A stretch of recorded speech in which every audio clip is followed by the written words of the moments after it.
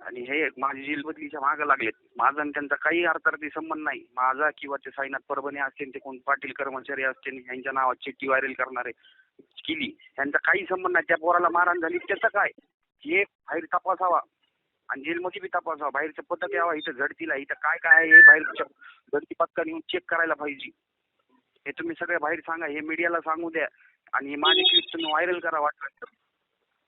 आणि त्याच्याकडे कार्ड किती, कोणाच्या नावावर कार्ड आहेत हे मला मध्ये येऊन भेटा म्हणावं झडती पथकाला, मी सगळं सांगतो. त्याला कॅन्टीन कोण देते, कोणता कर्मचारी कुठून पैसे आणून देते, कोण पैसे घेतात, हे सगळं मला माहिती इथे जेलमध्ये. त्याच्यामुळे ह्यांना मी नकोय म्हणून ह्यांनी माझं ह्याच्यात नाव गवलंय आणि मला इथून जेल बदली करण्याचा प्रयत्न आहे. मागच्या वेळेस अक्षय आठवले माझा भाऊ, की 30चा त्या भांडणात जेव्हा झालते महादेव गीतेसोबत, त्यावेळेस माझा भाऊ 5 नंबर बॅरेकला मध्ये झोपलेला होता, तरी बी त्याची जेल बदली केली झोपलेला असताना. त्याचा भांडणाचा काही संबंध नव्हता, तरी बी यांनी जेल बदली केली. हे सगळे जेल प्रशासन सगळं वाल्मिक कराडच्या जीवावर चलतंय आणि हे माझ्या नावाचा नाक वापर करून माझ्या आमची बदनामी करायला लागली. ते परभणीचं त्यांचं तर काही संबंध नाही. त्या हे सगळं इथं पैशाचं देवाण घेवाण चलतंय सगळं. वाल्मिक कराडला डिश टीव्ही कस काय दिली 2 दिवसात, सगळ्यांच्या डिश टीव्ही बंद आहेत, त्यांना डिश टीव्ही दिली नवीन सेटअप बॉक्स आणून. सगळी व्हीआयपी सुविधा भेटते यांना इथं. हे अंजलीताई दामानिया हे सगळे सामाजिक कार्यकर्ते ह्यांनी याची चौकशी लावा, ह्यांच्याबद्दल बोला आणि इथं जेलमध्ये झडती पाठवा.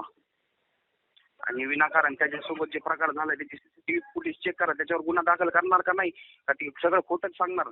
त्याच्यावर सीसीटीव्ही मध्ये त्याला झापड मारहाण झाली ते म्हणते त्याचा खूप उपशील आहे, पण त्याच्याकडून दबाव करून त्या आजरवर दबाव टाकायला लागलेत आणि त्याच्याकडून लिहून घ्यायला लागलेत काही बी. त्याचे 3 स्टेटमेंट बदललेले काय.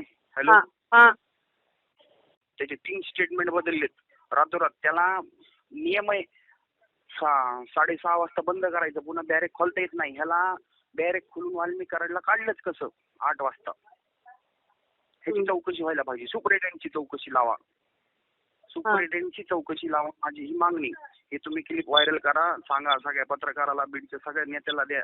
स्वप्नील पैसे किती घेतोय ह्याची सगळी चौकशी करा ह्याची. माझा काही संबंध नसताना ह्यांनी हे केलेलं आहे आणि माझी जेल बदलीच्या मागे लागलेलं आहे.